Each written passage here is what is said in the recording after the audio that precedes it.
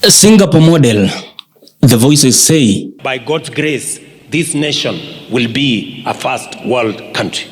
We have the human capital, we have the resources, we have the plan, and we have the vision. It's going to take us the same time Korea did, Singapore did, China did. In just 30 years, they managed to move their countries from third world to first world. Crowded hospitals, broken roads, empty promises. Most of you have heard President William Ruto speak of turning Kenya into a Singapore. Imagine Singapore was like Kenya 60 years ago. Today in Singapore, 95% of people are homeowners. They are in the first world. In Kenya, it is the opposite. 7 million people are living in slums. We are in the third world. We are going to change this country. Believe you me, hii inchi tutaibadilisha. We have what it takes as a nation. There is no reason why we cannot catch up with Singapore, Malaysia, South Korea. There is no reason we can catch up with them if we just make the right decisions. And I'm going to go out of my way to make sure we make those decisions. But here's the hard truth no one wants to answer. How does a country become first world while corruption runs fast? That is the most corrupt leader's title was given to former Syrian President Bashar al-Assad. Kenya's William Ruto was placed second, and Nigeria's Bola Tinubu was secured the third spot. Kenyan President William Ruto has been named the second most corrupt leader in the world by the Organized Crime and Corruption Reporting Project. This is a leader preaching discipline, while scandals follow him. Na nimeambia wale wadosi wamezoea kuiba pesa ya umma watapatana na mimi. Na nimewaambia waziwazi mapema mchana. Si ndio? Hatuwezi kubali. Pesa ya wananchi wanatoa ya ushuru kwa jasho. Alafu mtu anaenda pale kwa sababu wako na ofisi fulani, anaenda kukula hiyo pesa anapeleka kwa bibi yake. Bana. Bana. Yeah. Wewe peleka pesa yako kwa bibi yako, achana na pesa ya Wakenya. Hakuna kiongozi anaweza tufikisha Singapore iwapo anafikiria mamlaka ni nafasi ya kujijenga yeye mwenyewe na watu wa kwao. Hatukatai, wanasema charity begins at home, lakini mali ya umma is not available for charity. Charity ni pesa yako wewe mwenyewe. Ukitaka kujenga kwenu utumie pesa yako, lakini mali ya umma itumiwe kunufaisha ama kunadhifisha nchi nzima. Bali kujali ni mahali bagani ambapo unatoka. This is a government talking about rule of law, while laws are bent for the powerful. In Singapore, they rose to what they became because of rule of law. In Ruto's Kenya, the one he wants to be Singapore, goons are in charge of the country.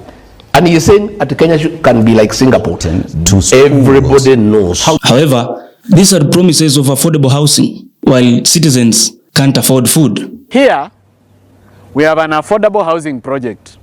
This affordable housing project costed the government 2 billion Kenya shillings. Hapa kuna 203 houses ya affordable housing. Now the President William Ruto has a pet project he's calling the affordable housing, which is not affordable. Because, for example, we did research with you.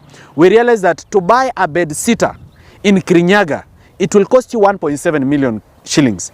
How many Kenyans in Kenya have 1.7 million shillings to buy a bed sitter in Kirinyaga? Now, the other thing is, the affordable housing is being built on public land, and you're being lied to that you will own a house on public land. Eventually, as we all know, Singapore was not built on speeches. It was built on integrity, consequences, and respect for the law. Keep our system clean. Keep our system clean. How must our politics be if we're going to do that? First of all, they have to be honest. The politics have to be honest. The people have to be clean and honest also. If you are not honest, if you are not clean, if you have a black mark, whether people know it or not, please stay out of politics. And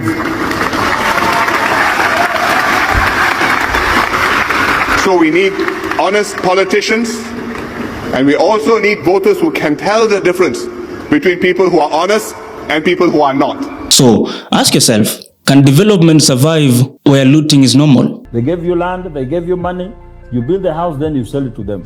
If that's not robbery, what is it? One, we have lost that land. And two, we are not going to manage getting those houses. Are we really solving the housing issue? Because waliongea mambo hapa ya Mukuru. Mimi wakati alitoka hapo nikaenda hapo the following day. Wakati wa launch sijui 1080 units. Yeah.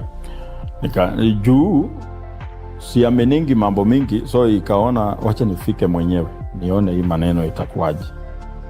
Nikafika kwa mlango nikapata the people who are given keys, some of them are at the gate asking to be allowed to enter, but they are being told kujeni sijui after 10 days. Can honesty grow where lies are rewarded? I am happy that Ethiopia, in your vision, is going to build 1.5 million houses. We are also on that journey. Already, we have 700,000 housing units on the pipeline. We are already constructing 170,000 houses as I talk to you. And Kenyans, from their own resources, without debt, without support from others, have raised $4 billion worth of projects under the housing program. Singapore is nearly 800 times smaller than Kenya. You know what that means? That you can pick Singapore's 800 pieces of Singapore and fit them into Kenya.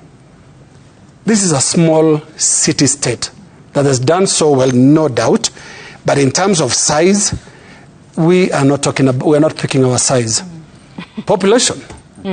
Singapore is only 6 million, is it? How many are we in Nairobi now, Sam? Yeah. By date, about that. By date could be 6 million, by night is about 4 million. 4, yeah. Yeah, meaning, I mean, the people come here during the day, that's the entire population of Singapore. I think we are overdoing this. Mumesikia hiyo maneno ama bado haijafika huko kwenu? Imefika? Na mbona hamsemi? Can trust exist where leaders say one thing today and deny it tomorrow? Furthermore, critics say corruption is the biggest enemy of progress. Not poverty, not lack of ideas, but corruption. This country has money, a lot of money. The problem that we have had for many years is where the monies go, and there is a lot of corruption, kind of corruption virus that has been actually funding people or going to the money going to the pocket of people. Today, if we talk of people cutting the cost of school, let me ask you, what is the difference between now and last year? Where in this case, last year we had a 9.5% increase in revenue, in trillions. Until leaders stop misleading the people, until accountability becomes real, until promises match actions, Singapore will remain just a word in a speech, not a reality on the ground. Because in the end, a nation doesn't rise on lies, it rises on truth.